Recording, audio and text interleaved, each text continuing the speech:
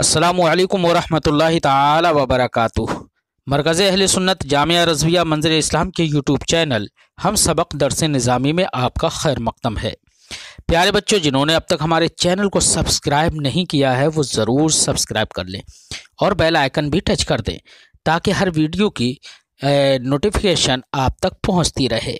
साथ ही साथ बात पसंद आए तो लाइक भी करें और कहीं पर परेशानी हो समझने में तो कमेंट में भी हमसे आप अपनी बात को पूछ सकते हैं। चलिए शुरू करते हैं शरहुल अक़ाइद की कुछ इबारत। बिस्मिल्लाहिर्रहमानिर्रहीम।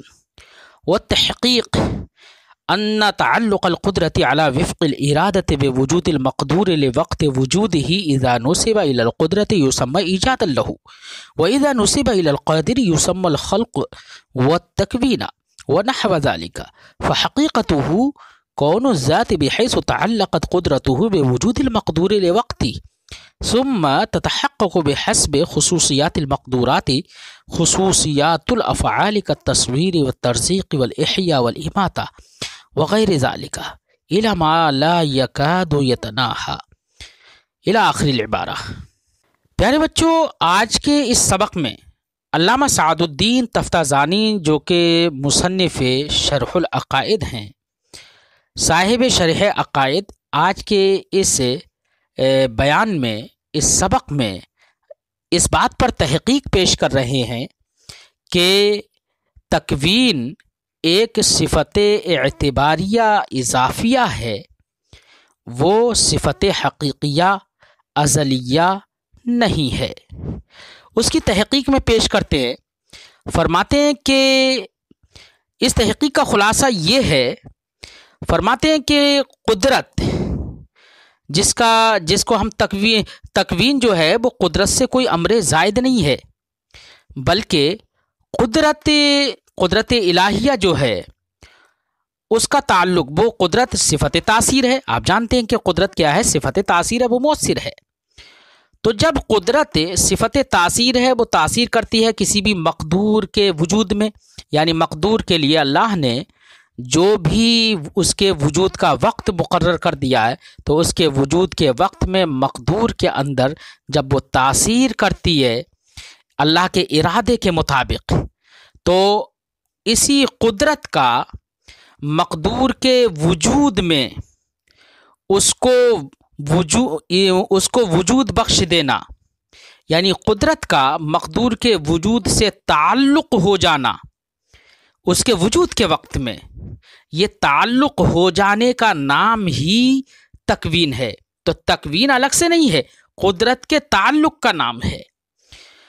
तो जब कुदरत के ताल्लुक़ का नाम है तो अब तकवीन की हकीकत सिर्फ इतनी हुई कि ज़ात इलाहिया का इस हैसियत से होना कि उसकी कुदरत मक़दूर के वजूद से मुताल्लिक़ हो गई है मक़दूर के वजूद के वक्त में। तो मक़दूर के वजूद के वक्त में कुदरत का ताल्लुक़ हो जाना, ये ताल्लुक़ हो जाना, ये ताल्लुक़ जो है ना, यही ताल्लुक़ तकवीन है। और ये ताल्लुक़ क्या है? ये अम्र एतबारी है, ये अम्र इंतज़ाई है, ये कोई सिफ़त हक़ीक़िया अज़लिया नहीं है। तो सिफ़त अज़लिया जो है वो कुदरत है। तो कुदरत का अल्लाह रब्बुल इज़्ज़त के इरादे के मुताबिक मक़दूर के वजूद से ताल्लुक़ हो जाने का नाम तकवीन है। फिर इस कुदरत का ताल्लुक़ जिस मक़दूर से हो रहा है वो मक़दूर किस तरह का है? अगर वो मक़दूर वजूद है तो इसी कुदरत का नाम ईजाद रख दिया जाता है। और अगर वो कुदरत, इसी कुदरत की निस्बत अगर कादिर की तरफ कर दी जाए, जिसका ताल्लुक़ वजूद से हो रहा है, कादिर की तरफ अगर निस्बत कर दी जाए तो कादिर की तरफ निस्बत करते हुए इसी ताल्लुक़ का नाम खल्क़ है और तकवीन है। तो तकवीन कोई अलग से सिफत नहीं हुई, वो कुदरत का ताल्लुक़ ही है। हाँ, अगर तो देखिए वजूद से अगर ताल्लुक़ हुआ और उसकी निस्बत हमने कादिर की तरफ करके उसे देखा तो, और उसका एतबार ये किया कि ये कादिर की कुदरत का ताल्लुक़ है, तो उसकी तरफ निस्बत करते हुए ये तकवीन और ایجاد ہے، خلق ہے۔ اور اگر وہ مقدور جس سے اس قدرت کا تعلق ہو رہا ہے وہ مقدور مثلا رزق ہے، تو رزق ایک خاص نام ہے، خاص چیز ہے، تو اس خاص چیز سے اگر قدرت کا تعلق ہو جائے تو اب قدرت کا جو تعلق ہوگا وہ ایک خاص نام رکھا جائے گا، اس تعلق کا نام ایک خاص رکھا جائے گا، ایک خاص فعل اس کا ہو جائے گا، وہ ایک خاص، اس کا نام ایک مخصوص فعل سے رکھا جائے گا۔ مثلا رزق سے اگر قدرت کا تعلق ہے تو اب ایسے تعلق کا نام ترزیق رکھ دیا جائے گا۔ اگر اس سے قدرت کا تعلق صورت سے ہو تو ایسی تعلق کا نام تصویر رکھ دیا جائے گا۔ اگر موت سے اسی قدرت کا تعلق ہے تو چونکہ مخصوص چیزوں سے اگر تعلق ہو رہا ہے تو اس تعلق کا نام بھی خصوصیت کے ساتھ رکھ دیا جا رہا ہے، ایک الگ الگ نام رکھ دیے جا رہے ہیں۔ یعنی اگر حیات سے متعلق ہے تو ایسی صورت میں اس تعلق کا نام احیا رکھ دیا گیا، موت سے اس کا تعلق ہے تو ایسی صورت میں اسی تعلق کا نام اماتت رکھ دیا گیا۔ تو تکوین جو ہے وہ قدرت کے تعلق کا نام ہے، اور تعلق ایک امر اعتباری ہے۔ اس لیے صاحب شرح نے اس بات پر زور دیا ہے کہ محققین اشاعرہ کے نزدیک جو تکوین امر اعتباری ہے تو وہ کوئی صفت حقیقیہ نہیں ہے، بلکہ قدرت کے تعلق کا نام ہے۔ قدرت کا تعلق اللہ کے ارادے کے مطابق جب مقدور کے وجود سے ہو جائے تو اسی کا نام ایجاد ہے، خلق ہے، تکوین ہے، قادر کی طرف نسبت کرتے ہوئے۔ بہرحال اس بات سے صاحب شرح نے اس بات پر زور دیا ہے کہ تکوین کوئی صفت حقیقیہ نہیں ہے، بلکہ وہ قدرت ہی کے تعلق کا نام ہے، اور تعلق امر اعتباری ہے، اس لیے تکوین امر اعتباری ہے، اور جو امر اعتباری ہوتا ہے وہ حادث ہوتا ہے۔ اس لیے تکوین اشاعرہ کے نزدیک امر اعتباری ہے اور حادث ہے، وہ ازلی نہیں ہے۔ اسی کو صاحب کتاب فرماتے ہیں وہ تحقیق یہ ہے ان تعلق القدرت علی وفق الارادہ، قدرت ازلیہ کا تعلق ارادہ ازلیہ کے مطابق بے وجود المقدور، مقدور کے وجود سے لے وقت وجود ہی، مقدور کے وجود کے وقت میں مقدور کے وجود سے جو تعلق ہوتا ہے، اذا نسب الی القدرہ، جب اس تعلق کو قدرت کی طرف نسبت کرتے ہوئے دیکھا جائے اور اعتبار کیا جائے اس بات کا کہ وہ قدرت کی طرف منسوب ہے، یسمى ایجاداً لہو، تو اسی تعلق کا نام یہ رکھ دیا جاتا ہے کہ وہ ایجاد ہے، وہ اس مقدور کا ایجاد ہے۔ وَإِذَا نُسِبَ إِلَى الْقَادِرِ، اور جب اسی تعلق کو قادر کی طرف منسوب کر کے دیکھا جائے، اس کا اعتبار یہ کیا جائے کہ وہ منسوب إِلَى الْقَادِرِ ہے، يُسَمَّى الْخَلْقِ وَالتَّكْوِينِ، تو اسی کا نام خلق اور تکوین، اختراع، احداث وغیرہ نام رکھ دیتے ہیں۔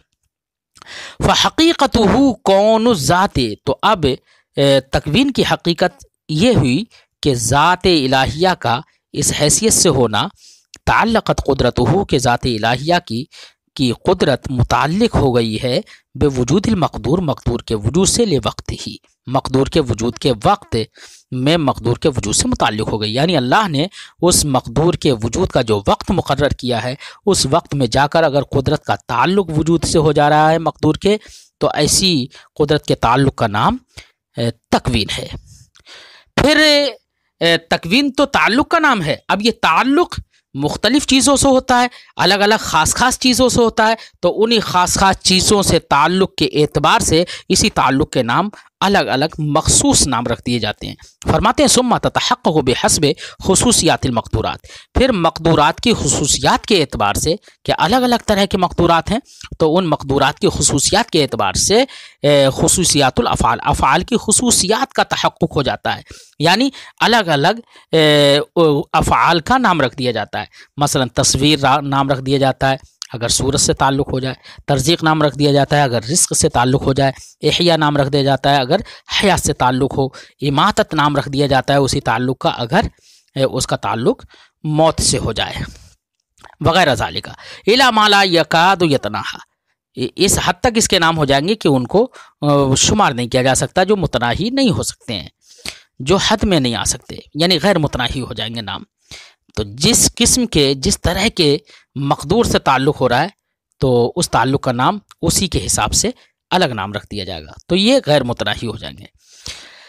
اب وَأَمَّا كَوْنُ كُلٍّ مِّن ذَلِكَ صِفَةً حَقِيقِيَّةً أَزَلِيَّةً فَمِمَّا تَفَرَّدَ بِهِ بَعْضُ عُلَمَاءِ مَا وَرَاءِ النَّهْرِ، یہاں سے صاحب شرح ماتریدیہ میں سے بعض علماء کا ایک مذہب بیان کر رہے ہیں، یعنی تکوین کے سلسلے میں تیسرا مذہب بیان کر رہے ہیں۔ پہلا مذہب تو ماتریدیہ کا ہے کہ تکوین صفت حقیقیہ ہے، اور ترزیق، اماتت، احیاء، تصویر، یہ سب کے سب اسی تکوین کی طرف راجع ہیں۔ تو تکوین ہی کو ایک صفت مانا ہے اور ان تمام چیزوں کو تکوین کی طرف راجع مانا، یہ جمہور ماتریدیہ کا مذہب تھا۔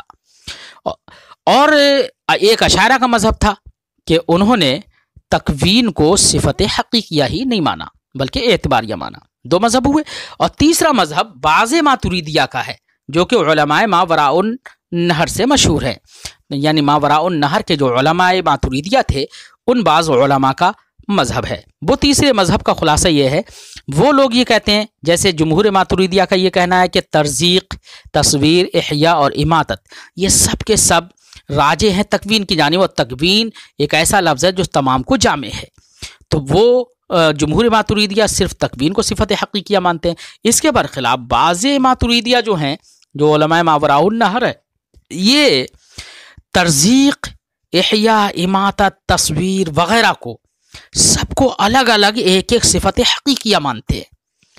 کس کو؟ ہر ایک کو الگ الگ ایک ایک صفت حقیقیہ مانتے ہیں۔ تو ایک تو اشاعرہ سے تکوین ہی کے صفت حقیقیہ کے قائل نہیں تھے، اب دوسری طرف بعض لوگوں کا جو یہ مذہب ہے تو اس بنا پر اشاعرہ کہتے ہیں کہ اس مذہب کی بنا پر تو بہت سارے قدماء لازم آئیں گے، قدماء کی تکثیر لازم آ جائے گی۔ کیوں؟ ترزیق کو، تصویر کو، احیاء کو، اماتت کو وغیرہ وغیرہ کو سب کو الگ الگ صفت حقیقیہ مانیں گے۔ جب صفت حقیقیہ مانیں گے تو ذات الہی کے ساتھ قائم بھی مانیں گے، اور جب ذات الہی کے ساتھ قائم مانیں گے تو وہ سب کے سب ہوں گی قدیم، تو تکثیر قدماء ہو جائے گا۔ کیا ہو جائے گا؟ تکثیر قدماء ہو جائے گا۔ تو اب یہاں پر کوئی یہ شبہ کر سکتا ہے کہ ان لوگوں کے مذہب پر تکثیر قدماء ہو رہا ہے تو کیا حرج ہے؟ یہ تو ماتریدیہ جو 8 صفات حقیقیہ کے قائل ہیں، تو تکثیر قدماء تو وہاں پر بھی ہو رہا ہے۔ اشاعرہ 7 صفات قدیمہ کے قائل ہیں، تو تکثیر قدماء تو وہاں پر بھی ہو رہا ہے، تو پھر یہاں پر بھی تکثیر قدماء ہو گیا تو کیا حرج ہے؟ تو فرماتے ہیں کہ وہ 7 یا 8 جو صفات حقیقیہ مانی جاتی ہیں تو وہ صفات ہیں کہ جن کو مانے بغیر چارہ نہیں ہے، کیونکہ ان کے ساتھ قرآن و حدیث میں نصوص وارد ہیں، تو ان کو تو ماننا ہر حال میں ضروری ہے، ان کو مانے بغیر تو کوئی چارہ نہیں ہے۔ اس کے برخلاف تصویر، ترزیق، احیاء، اماتت تمام کو الگ الگ ایک الگ الگ صفت حقیقیہ مانے تو اس میں تکثیر قدماء یقینی طور پر لازم آئے گا۔ بات سمجھ آئی؟ اگرچہ کہہ رہے ہیں اگرچہ یہ متغیر آپس میں نہ ہوں، لیکن مفہوم چونکہ ہر ایک کا الگ الگ ہے، اس لیے تکثیر قدماء لازم آئے گا۔ اس لیے صاحب شرح کا مقصد اس مذہب کو بیان کر کے یہ ہے کہ بعض ماتریدیہ کا جو یہ مذہب ہے، اس مذہب سے تو بہتر یہی ہے کہ جمہور ماتریدیہ کا قول ہے۔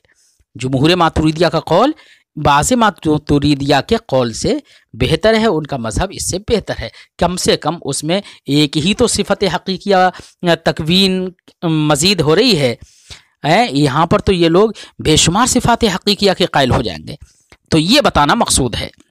فرماتے ہیں اما کون کل من ذالک صفتا حقیقیتا اصلیہ، رہا ان میں سے ہر ایک کا صفت حقیقیہ ازلیہ ہونا، یعنی تصویر، ترزیق، احیاء، اماتت وغیرہ میں سے ہر ایک کا صفت حقیقیہ ازلیہ ہونا، فمما تفرد به بعض علماء ما وراء النہر، تو یہ وہ قول ہے کہ جس کے تنہا بعض علماء ما وراء النہر قائل ہیں۔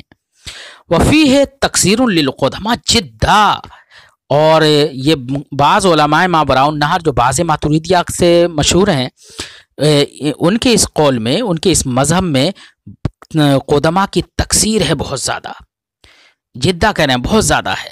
اب آپ کہیں گے کہ تکثیر تو 7 یا 8 ماننے میں بھی ہے، تو اس کا جواب وہی دیں گے کہ وہ 7-8 وہ ہیں جن کے مانے بغیر کوئی چارہ نہیں ہے، کیونکہ نصوص ان کے ساتھ وارد ہیں۔ فرماتے بہت زیادہ قدما کی تکثیر ہو جائے گی وَإِن لَمْ يَكُنْ مُتَغَائِرَةً، اگرچہ وہ متغائرہ نہ ہوں۔ والأقرب، اس لیے فرماتے ہیں کہ اس مذہب سے زیادہ قریب تر، درستگی کے زیادہ قریب، اس مذہب کی بنسبت درستگی کے زیادہ قریب تو جمہور ماتریدیہ کا مذہب ہے۔ فرماتے ہیں وَالْأَقْرَبُ مَا ذَهَبَ إِلَيْهِ الْمُحَقِّقُونَ مِنْهُمْ، اور زیادہ قریب تر وہ قول ہے، وہ مذہب ہے جس کی طرف ماتریدیہ کے محققین یعنی جمہور ماتریدیہ جس کی طرف گئے ہیں، وہ یہ ہے ان کا مذہب ان مرجع الکل الی التکوین، کہ ان تمام کا مرجع، تمام کا رجوع تکوین کی طرف ہے، تو صرف انہوں نے تکوین کو صفت حقیقیہ مانا اور ان تمام کو اس کی جانب رجوع مرجع مانا، اس کو مرجع مان لیا۔ فإنه ان تعلق بالحیات، کیونکہ اکثر ماتریدیہ، جمہور ماتریدیہ کا کہنا یہ ہے کہ سب تمام کا رجوع تکوین کی طرف ہے۔ فإنه ان تعلق، تو تکوین اگر اس کا تعلق حیات سے ہے اسی کا نام احیا رکھ دیتے ہیں، تکوین کا تعلق اگر موت سے ہے تو اسی کا نام اماتت رکھ دیتے ہیں، تصویر کا تعلق اگر صورت سے ہے، تکوین کا تعلق اگر صورت سے تو اسی کا نام تصویر رکھ دیتے ہیں، وبالرزق ترزیقا، اور اگر رزق سے تعلق ہے تو اسی کا نام ترزیق رکھ دیتے ہیں، الی غیر ذالک۔ تو فالکل تکوین، تو یہ سب کے سب تکوین ہیں، یعنی تکوین تمام کو شامل ہے۔ لفظ تکوین جو ہے، تکوین ہی صفت حقیقیہ ہے اور یہ تمام کے تمام اسی کی جانب راجع ہیں۔ وانما الخصوص بخصوصیت تعلقات، اور جو الگ الگ نام ہیں یہ وہ تعلقات کی خصوصیات کی بنا پر ہیں۔ تو یہاں پر صاحب شرح نے تکوین کے تعلق سے 3 مذہب بیان کیے، ایک جمہور ماتریدیہ کا جو اس بات کے قائل ہیں کہ تکوین صفت حقیقیہ ہے، ازلیہ ہے، جو ذات باری تعالیٰ کے ساتھ قائم ہے، قدیم ہے اور وہ غیر مکون ہے، اور ایک اشاعرہ کا قول، اشاعرہ اس بات کے قائل ہیں کہ تکوین صفت حقیقیہ اللہ کی نہیں ہے بلکہ تکوین نام ہے قدرت، اللہ رب العزت کی قدرت کا ارادے کے مطابق مقدور کے وجود سے تعلق ہونے کا، تو تعلق کا نام تکوین ہے اور وہ تعلق حادث اعتباری ہے۔ جبکہ بعض ماتریدیہ کا کہنا یہ ہے کہ ترزیق، احیاء، اماتت، تصویر وغیرہ یہ سب کے سب الگ الگ صفات ہیں، صفات حقیقیہ ہیں، اللہ تعالیٰ کی ذات کے ساتھ قائم ہے۔ تو اس مذہب پر انہوں نے کہا کہ اس میں تکثیر قدما بہت زیادہ ہے، اور بہت زیادہ تکثیر قدما ہے، تو اس لیے بعض ماتریدیہ کے مذہب کے بنسبت جمہور ماتریدیہ کا قول وہ زیادہ قریب تر ہے۔ یہاں تک گفتگو بچوں تکوین کی مکمل ہو گئی۔ آج اگلے سبق میں انشاءاللہ اللہ کے ارادہ، چونکہ تکوین کا تعلق چونکہ ارادے کے مطابق ہوتا ہے، اس لیے ارادے کی بحث بھی صاحب کتاب آگے بیان کریں گے، اس لیے اس کو ہم انشاءاللہ آئندہ سبق میں پیش کرتے ہیں۔ السلام علیکم ورحمۃ اللہ تعالی وبرکاتہ۔